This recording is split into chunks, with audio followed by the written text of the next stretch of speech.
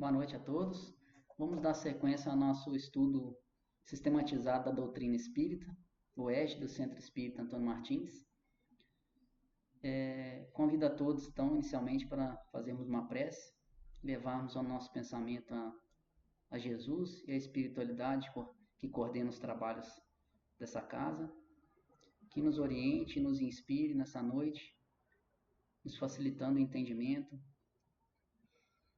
Que o querido Mestre Jesus esteja conosco em nossa caminhada evolutiva, nos amparando sempre, estando conosco nos nossos momentos difíceis, para que nós não nos esqueçamos dos nossos compromissos. Obrigado, Senhor, assim seja. Então, dando sequência ao estudo, a gente está no módulo 10, que é a lei de liberdade, ficou o último roteiro, que é o princípio de ação e reação, ou lei de causa e efeito.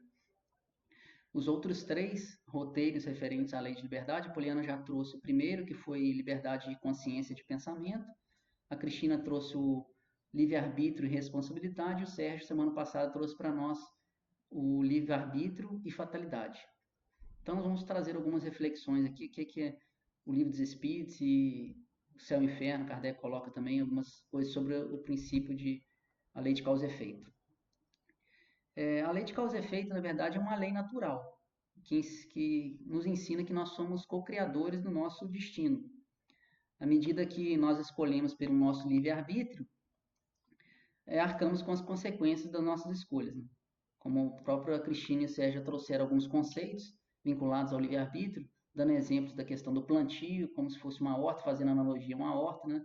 Que somos livres para escolher o que plantamos, mas estamos obrigados a colher aquilo que cultivamos, que semeamos. Né? E a gente pode deduzir que nosso destino de hoje é o nosso livre-arbítrio de ontem. E o destino de amanhã é o que estamos escolhendo hoje. Né? Então, mantendo essa analogia aí do plantio, nós temos aqui uma mensagem de Casimiro Cunha, que está no livro Cartas do Evangelho, para a gente fazer uma reflexão nesse sentido. Na verdade, na justiça que a lei de Jesus encerra, receberemos de acordo com os nossos atos na terra. As ações do bem que fazes e as ações do mal, em suma, são sementes, serão árvores, frutificando uma a uma. Evita os males do mundo, que dão árvores de espinhos. Planta o bem e terás frutos de amor e paz no caminho. Sobretudo, não te esqueças, se não podes dar vintém, que não praticar o mal é já fazer grande bem. Então, bonita mensagem de Casimiro Cunha, que está nesse livro Cartas do Evangelho. O princípio da lei de causa e efeito, inicialmente trouxe duas questões do livro dos Espíritos para a gente analisar, que é a 13, que Kardec traz na pergunta os atributos da divindade. Quando dizemos que Deus é eterno, infinito, imutável, imaterial, único, onipotente, soberanamente justo e bom, temos ideia completa de seus atributos? E os Espíritos respondem, do vosso ponto de vista, sim, porque credes abranger tudo. E depois, lá na 614, que ele faz a pergunta do que se deve entender por lei natural. E os Espíritos respondem, a lei natural é a lei de Deus. É a única verdadeira para a felicidade do homem. Indica-lhe o que deve fazer ou deixar de fazer. E ele só é infeliz quando dela se afasta. Então, se a gente sabe que a lei de Deus é eterna, imutável, e está escrita na própria consciência, como nos dizem os Espíritos, toda vez que nós emitimos um pensamento ou praticamos uma ação contrária a essa lei, nós geramos sofrimento para nós mesmos.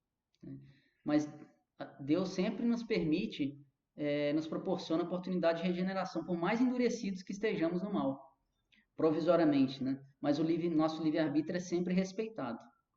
Porque a lei divina, na verdade, a regra de ouro, né? Fazer ao próximo o que gostaria que se nos fizessem.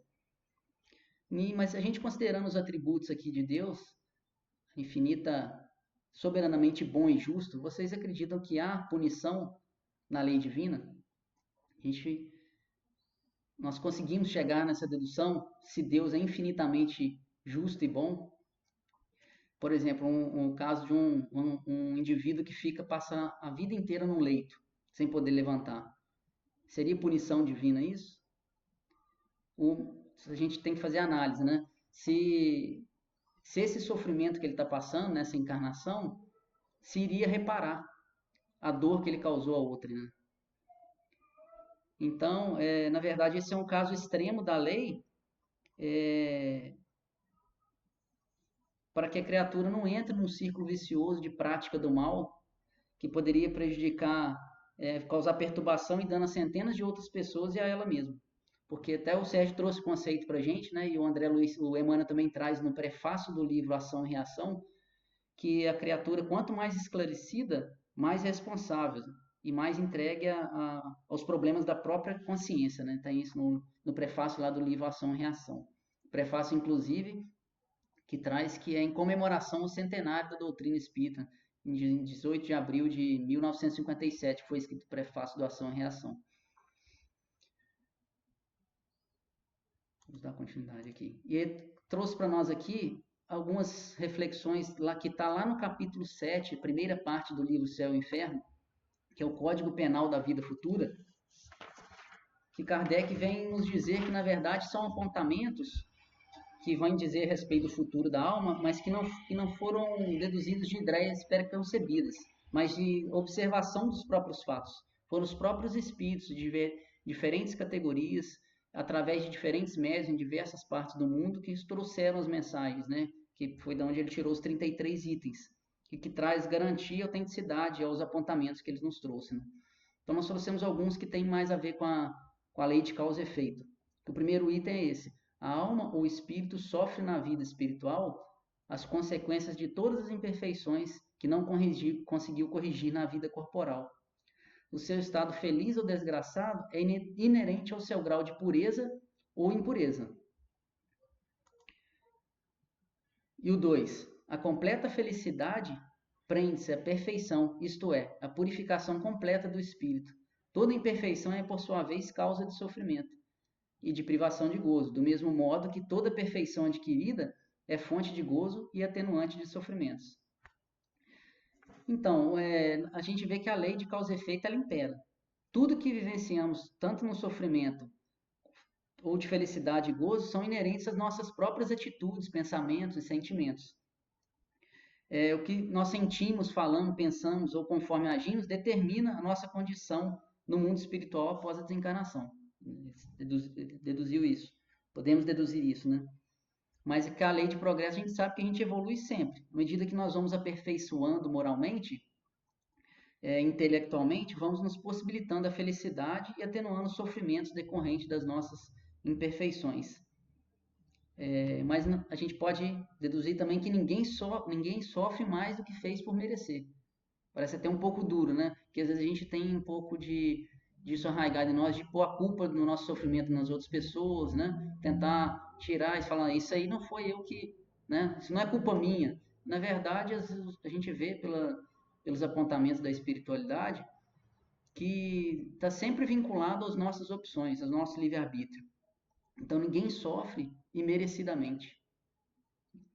O sofrimento é uma consequência das nossas escolhas, né? E aqui no céu, nos itens do céu e inferno, a gente vai confirmar o que está lá no capítulo 5 do Evangelho segundo o Espiritismo, das causas dos sofrimentos, né? Que são originários das existências anteriores ou nessa própria existência. Tem mais 2 itens aqui no Código Penal da Vida Futura que vale a pena a nossa reflexão, são os itens 8 e 9. Aqui, o item 8. Sendo a justiça de Deus infinita, tem uma conta rigorosa do bem e do mal. Se não há uma única ação má, um único mau pensamento que não tenha suas consequências fatais. Não há uma única boa ação, um único bom movimento da alma, o mais leve mérito em uma palavra, que seja perdido, mesmo entre os mais perversos, pois é um princípio de progresso. Então a gente percebe a inevitabilidade das consequências dos nossos atos. Às vezes uma pequena coisa, uma pequena gentileza que a gente faz, isso angaria um bem para nós, às vezes, de uma pessoa que a gente nem imagina. Então, nada passa despercebido na justiça divina, né? a lei dos homens que é imperfeita, que pode falhar, que é aplicável por pessoas falíveis, né? Que é mutável. A lei divina não. A lei divina é imutável e nada passa despercebido, né? Porque, na verdade, fica gravado, toda a emissão de uma ação mal, de um mau pensamento, fica gravada de maneira indelével no nosso perispírito, até que a gente possa reparar. Então, quando a gente, uma pessoa que lesa financeiramente alguém, por exemplo, fica gravado no perispírito nela ondas de lesão. Então, é provável que ela passe por aquilo. Então, a gente vai ver como é que é esse mecanismo dentro do... Como é que a doutrina espírita esclarece para nós. O item 9 fala que toda falta cometida, todo mal realizado, é uma dívida contraída que deverá ser paga. Se não for em uma existência, será na seguinte ou nas seguintes, porque todas as existências são solidárias entre si. Aquilo que se paga na existência presente não deverá ser paga pela segunda vez. A gente vê que a gente só consegue evoluir quando conseguimos reparar todo o mal e fazer somente o bem.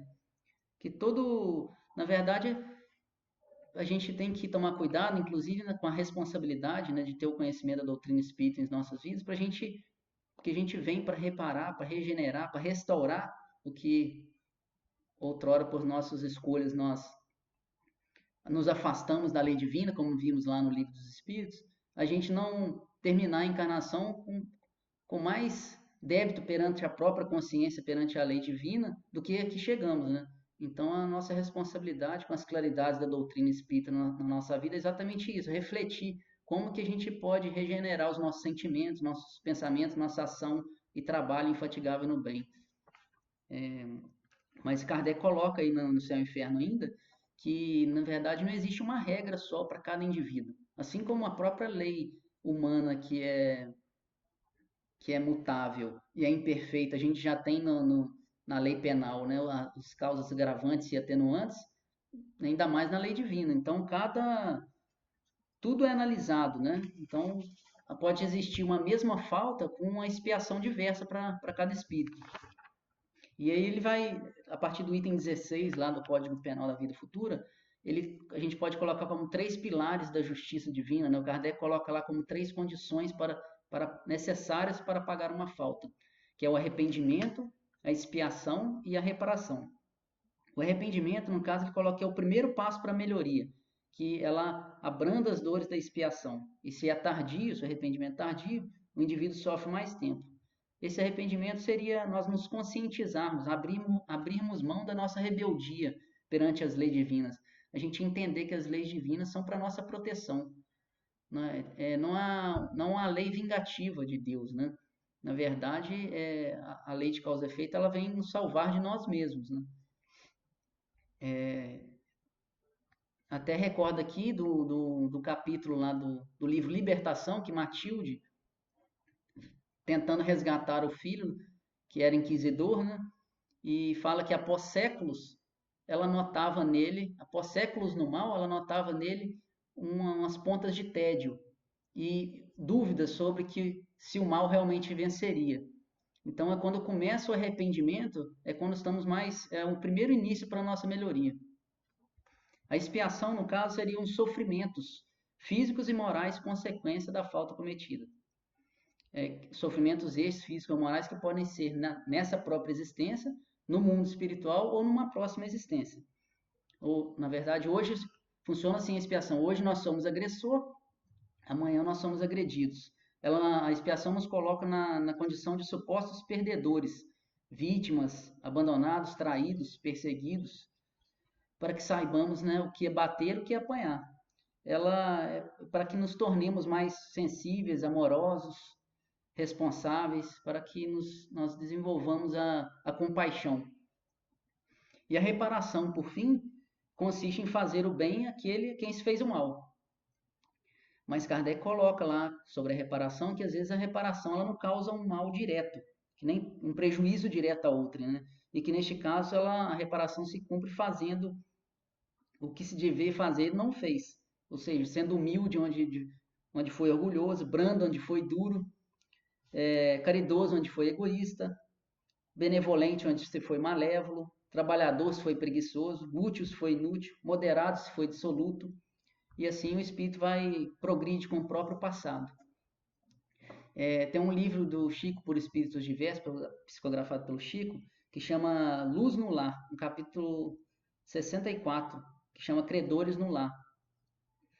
Ele fala que cada centímetro do mal será reparado, mas não tem a ver com olho por olho, dente por dente. A eterna bondade da justiça divina nos concede a reencarnação para repararmos por amor. E a mensagem fala das nossas dificuldades no lar, com os filhos ou outros parentes complicados, que às vezes a divina providência nos proporciona essa reparação pelo amor, né? Sem necessariamente passar pelo sofrimento. Tem um exemplo que a gente pode tirar aqui do livro ainda Ação e Reação, que está no capítulo 12, que chama Dívida Agravada, que nos conta a história da Marina. A mãe Luísa vai buscar ajuda lá do André, do mentor, que a filha Marina estava prestes a suicidar. Os mentores vão e dão um passe e ela derruba um copo de formicida que ela ia tomar. E ele começa a narrar a anterior existência dela. Ela estava debruçada sobre uma filhinha de 2 anos, que era doente, e na existência anterior, a Marina se programou para nascer irmã mais velha da Zilda, porque em existência anterior ela se colocou entre Zilda e Jorge, comprometendo o casal lá. E aí, depois de sofrimento do mundo espiritual, ela vem reencarnada como irmã mais velha e se programam o reencontro de Jorge e Zilda, e ela iria renunciar, amando o mesmo homem em silêncio. Só que ao contrário dos compromissos assumidos, ela começa a sediar o Jorge e por fim Jorge cede, e uma semana antes do casamento ele confessa para a Zilda que ele queria ficar com a Marina. E a Zilda, desesperada, toma um copo de formicida, de suicídio, volta pelo suicídio. E a bondade divina recolhe a Zilda, mas já programa, eles se casam, não conseguem ser felizes. Veja o mecanismo da lei de causa e efeito, porque ela não consegue ser feliz, porque a própria consciência não permite. A nossa própria consciência acusa nosso afastamento das leis divinas. A lei de Deus está na consciência. Então programam a reencarnação da Zilda, que agora vai chamar a Nilda, que vai reencarnar como filha do casal, agora surda e muda e mentalmente retardada por causa do suicídio, né, perpetrado. Mas e ela é eternamente amada. Então é um exemplo vivo aí dos mecanismos da lei de causa e efeito e da bondade divina agindo em nossa vida aí. Então, para a gente fazer uma diferenciação sobre a lei de Talião e a lei de causa e efeito, a lei do amor, né, pregado por Jesus. Porque, na verdade, a gente tem arraigado em nossos sentimentos, muito desde a época do Cristo, né, a questão da violência, a questão da vingança. Que o sujeito que pratica o mal, ele tem que ter o mal para ele corrigir aquilo, né, o mal na vida dele. Então, essa passagem ela é muito interessante, esse capítulo, a lição de Nicodemos, que é quando Nicodemos procura Jesus para perguntar sobre os mecanismos do resgate, né? Que Jesus fala que ninguém verá a luz do reino sem que nasce e renasce. E Nicodemos não fica sem entender nada, pergunta como que pode um homem velho voltar ao ventre de sua mãe. E ele sai sem entender nada e continua o diálogo entre os apóstolos André e Tiago com Jesus. Jesus, além de explicar o mecanismo, né, lançar as bases da reencarnação nesse capítulo, ele continua explicando, porque Tiago pergunta, que entende o mecanismo do resgate, mas fala que onde há um assassino, necessariamente precisaria da figura de um outro assassino em outra oportunidade, né, para que ele quitasse. E Jesus pergunta o que estava escrito na lei. E Tiago responde assim, que na lei está escrito que o homem pagará olho por olho, dente por dente. E Jesus responde, também tu, Tiago, está procedendo como Nicodemos, aliás, como todos os homens, que têm somente raciocinado, mas não têm sentido. E ele coloca assim, vou até olhar para a gente não destoar das palavras que Cristo falou para Tiago naquele momento. Ainda não ponderaste, talvez, que o primeiro mandamento da lei é uma determinação de amor. Acima do não adulterarás, do não cobiçarás, está o amar a Deus sobre todas as coisas, de todo o coração e de todo o sentimento. Como poderás amar o Pai, aborrecendo-lhe a obra? E Jesus fala que não estranha a pequenez daquela interpretação da lei divina, porque foi o que os homens sempre fizeram, e colocaram a justiça no mais alto idealismo como o edifício mais alto do idealismo humano. A lei da vingança, né? A justiça, como a justiça na Terra é punitiva, mas para garantir uma paz social, né? Mas ela é só punitiva. E é diferente da justiça do amor, que ele coloca: eu, entretanto, coloco o amor acima da justiça do mundo. E tem ensinado que só ele cobre a multidão dos pecados. Se nos prendermos à lei de Talião, somos obrigados a reconhecer que onde existe um assassino, haverá mais tarde um homem que necessita ser assassinado. Com a lei do amor, porém, compreendemos que verdugo e vítima são dois irmãos, filhos de um mesmo pai. Basta que ambos sintam isso para que a fraternidade divina afaste os fantasmas do escândalo e do sofrimento. E nesse momento eu recordo aqui até do exemplo que o Sérgio deu do caso do Segismundo lá, do Missionários da Luz, né? Que na verdade só foi possível eles fazerem a primeira ligação com a mãe, do perispírito lá com a mãe, quando eles fazem aquele trabalho do perdão com o esposo, né? E quando ele, desdobrado em sonho, que ele consegue perdoar, é que eles conseguem depois fazer a ligação. Então, ou seja, o perdão e o amor, o entendimento que somos irmãos e filhos do mesmo pai, e os dois interessados entendem isso, né? Facilita a questão da reparação e da expiação, né? Então aqui a gente trouxe uma mensagem do Paulo, que está em Gálatas 6:7, ainda sobre a lei de causa e efeito: não vos iludais, de Deus não se zomba. O que o homem semear, isso colherá. Então vou colocar uma mensagem, eu tive a contribuição da Cíntia, que o Emmanuel traz para nós, explicando essa passagem do Paulo, falando para nós que não há necessidade de ser só no mundo espiritual a colheita das nossas escolhas, né? A boa utilização do nosso livre-arbítrio, nós já colhemos os frutos na nossa própria existência, na nossa vida atual. Então vamos lá.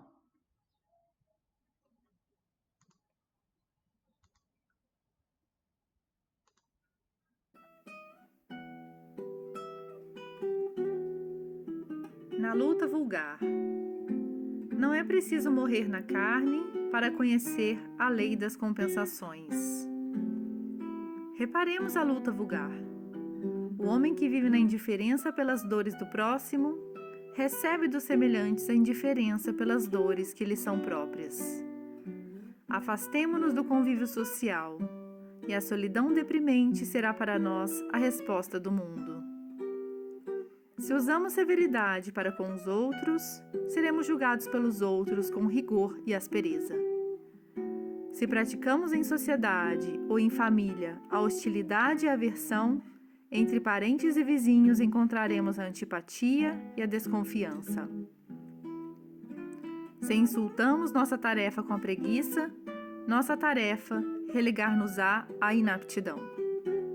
Um gesto de carinho para com o desconhecido na via pública granjear-nos-á o concurso fraterno dos grupos anônimos que nos cercam. Pequeninas sementeiras de bondade geram abençoadas fontes de alegria. O trabalho bem vivido produz o tesouro da competência. Atitudes de compreensão e gentileza estabelecem solidariedade e respeito junto de nós. Otimismo e esperança, nobreza de caráter e puras intenções atraem preciosas oportunidades de serviço em nosso favor. Todo dia é tempo de semear. Todo dia é tempo de colher. Não é preciso atravessar a sombra do túmulo para encontrar a justiça face a face.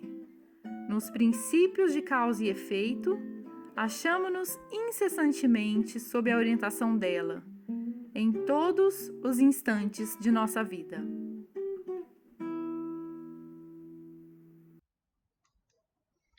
Então, meus amigos, nós aproveitemos a nossa atual encarnação, né, como recapitulação das nossas experiências anteriores e utilizando a doutrina espírita, né, como revivência do Evangelho de Jesus, como um facho na nossa estrada, né, de luz para que possamos construir a felicidade real.